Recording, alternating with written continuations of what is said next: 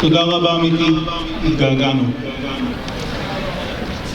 הנואמת הבאה היא קלרי דרדיק, מעין בריאות נפש בלי דמוקרטיה. היא פסיכולוגית, מומחית בטיפול בטראומה, מלווה ומטפלת בשורדי הטבח, במפונים, במשפחות של חטופים ושבים וחיילים שחוזרים מהקרב. קלרי, בבקשה.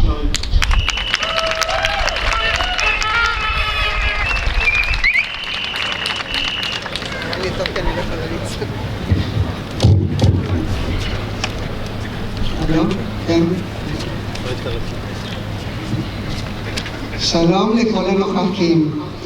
ב-7 באוקטובר התעוררתי כמו כולנו לתוך האסון הלאומי הנוראי שהפך למלחמת התשה נפשית שממשלת ישראל מנהלת נגד אזרחיה. כפסיכולוגית התגייסתי מיד יחד עם מאות אנשי בריאות הנפש לצו 8 של מצפון וסולידריות.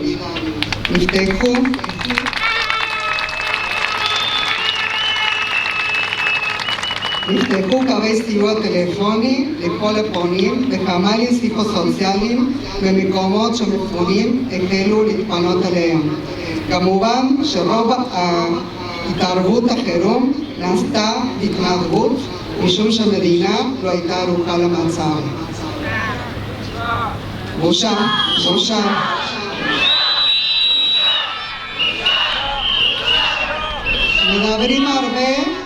מדברים הרבה על הפקרה.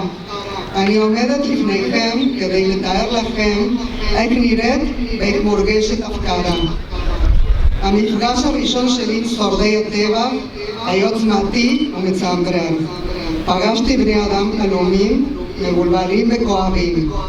נחשפתי לסיפורי הזוועות, איך מחזיקים שעות ארוכות את ידית הממ"ד כשמחבלים מקיפים את הבית. איך מתמודדים עם הודעות הוואטסאפ המפחידות.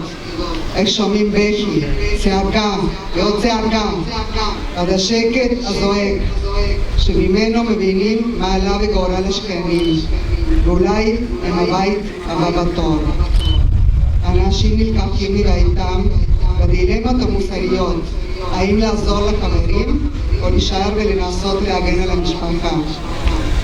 ועוד מעט הצבא יגיע, כאשר עוד מעט הופך לשעתיים או ל7 שעות, בלילה שנופל, החילוץ תחת אש וחשיפה למראות הקשים, ומתחילה ספירה, מי מגיע לאוטובוס ומי לא. נחרטו בי המבטים החלולים, אנשים שמספרים שוב ושוב את סיפורם, ואז משלחות המבשרים לצבא שמגיעים להיות בסוד המערב. ופתאום מתחדדת בי הכרה שיושבים שבעה ארוכה שנמשכת מעל חודש ואנשים נקראים בבחירה באיזו לוויה להשתתף, ובחלוף הימים מתבהרת רשימת החטופים, ולצד אושר הגדול על החוזרים שוב הקהילה והמשפחות נעות בין ייאוש ותקווה שאולי בכל זאת תהיה עוד עסקה. הפקרה נראית ומורגשת במגורים שלא ידוע מתי יסתיימו בבית מלון, עם נוף יפה, 3 ארוחות, חוגים, סדנאות ואין ספור אומנים שמגיעים כדי לתמוך. אבל בחדר של 15 מטרים שבות ועולות התמונות מהטבח, הסיוטים, חוסר התקווה וייאוש. הפקרה מתבטאת בחוויה של פליטות, של אובדן המוכר, אובדן הבית הממשי ואת הבית הפנימי, הכל מהזר.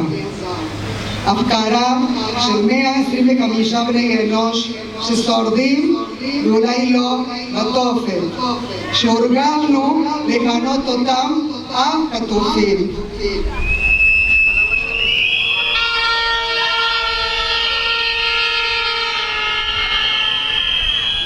הפקרה עד כדי התעללות שעוברות משפחות החטופים, שמתמודדות שנייה אחרי שנייה עם סבל שלא ניתן לתאר אותו במילים.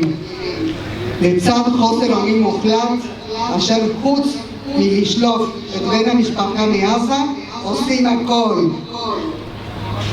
הפקרה היא בחוסר השוויון בנטל המילואימניקים, שמתקשים לעשות את המעבר משדה הקרב המזוויע לרוב של הבית, של הילדים, והקושי בחזרה לשגרת עבודה. בושה, בושה. טראומה משמעותה חוויה שהנפש לא יכולה לשאת אותה. אנחנו בטראומטיזציה מתמשכת ולדעתי אפילו כפולה. אזרחי המדינה אנחנו עוברים פגיעה קשה מארגון טרור מתועב ואכזרי מצד אחד, ומצד שני מתמודדים עם טראומה מוסרית שנגרמת מבגידת המוסדות שאמורים לשמור ולהגן עלינו.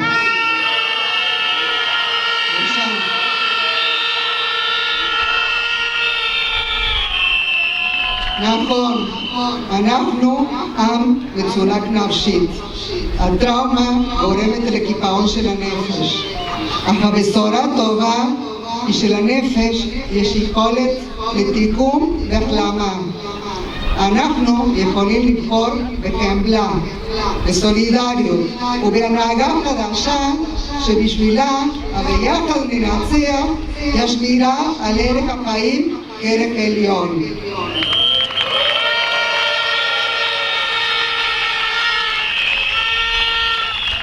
אנחנו יכולים להיות אקטיביים בבניית המדינה שלנו ובשיקומה.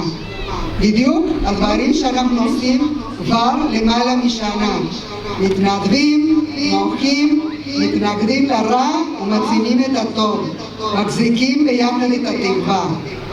אנחנו עצמנו התקומה.